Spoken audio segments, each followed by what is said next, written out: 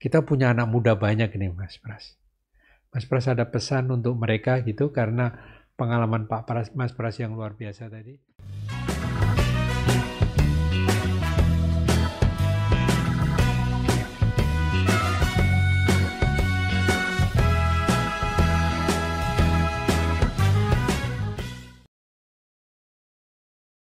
Your very last closing remark. Kita punya anak muda banyak nih Mas Pras.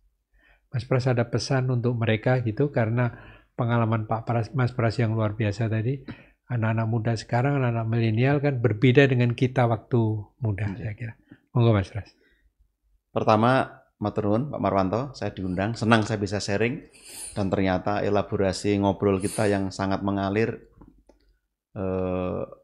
membantu saya juga untuk sharing dengan lebih baik. Yang kedua, saya ingin berpesan pada adik-adik yang masih panjang karirnya, masih punya kesempatan sangat besar.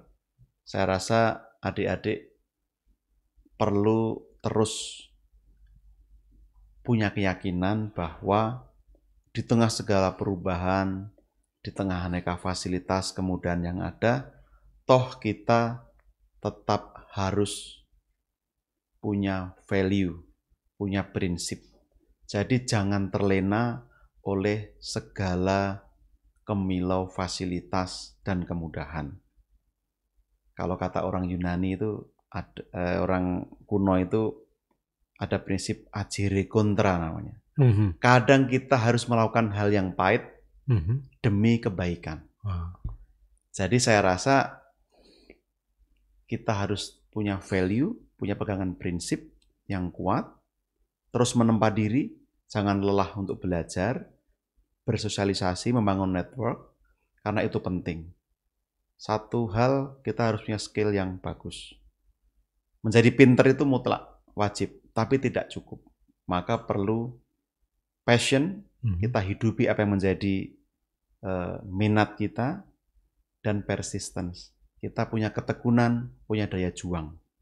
Dan yang terakhir, tentu kita harus yakin memilih, melibati urusan publik itu adalah panggilan Tuhan yang mulia. Sehingga menerima panggilan itu juga menjadi jawaban tanggung jawab kita sebagai manusia untuk ikut mengupayakan hal yang baik terjadi dan dinikmati banyak orang. Mas Pras, terima kasih Mas Pras. Itu saya mengingatkan saya pada buku Nogo Sosro Sabu Inten dan Api di Bukit Menoreh. Ada seorang tokoh pendekar dari Pegunungan Kapur di Gunung Kidul, yaitu Ki Pandanalas.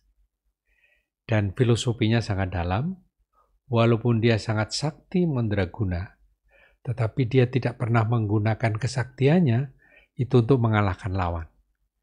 Dia lebih banyak bersahabat, menjalin hubungan, dan itu kunci daripada keberhasilan dia menjadi seorang tokoh dalam cerita itu. Terima kasih Mas Pras, kami mendoakan semoga Mas Pras dalam melakukan peran gitu, membantu Kementerian Keuangan, membantu negara dalam konteks pengelolaan komunikasi publik, kebijakan fiskal menjadi terus mendapat berkah dan lindungan dari Tuhan Subhanahu wa Ta'ala. Dan Mas Pras kan masih muda, mudah-mudahan di depan gitu ya, kalau ada yang ditawarkan, jangan selalu ditolak Mas Pras. Harus dipertimbangkan masa-masa, karena bisa jadi itu adalah sebuah ibadah untuk melalui kebijakan publik ini. Terima kasih Mas Pras sekali lagi, dan saya sangat berbahagia karena bisa mendapatkan ilmu baru gitu. Jadi kita harus punya persistensi untuk mencapai sebuah cita-cita, tapi kita juga harus punya passion. Dan itu luar biasa. Jangan lupa bahwa kita harus melakukan silaturahim, dan kalau bisa menjadi jembatan. Dan Mas Pras sudah menjadi the golden gate. Terima kasih. Terima kasih rekan-rekan sekalian, sobat yang berbahagia. Demikian bincang-bincang saya dengan Mas Pras. Dan Anda, saya kira terutama generasi muda bisa mengambil manfaat, inspirasi dari momen-momen penting dan milestone yang disampaikan oleh Mas Prastowo. Mudah-mudahan apa yang kita bicarakan bisa mendapat manfaat bagi Anda, generasi muda. Terima kasih. Sampai jumpa pada episode berikutnya. The Maestro, media para maestro berbagi info. Terima kasih.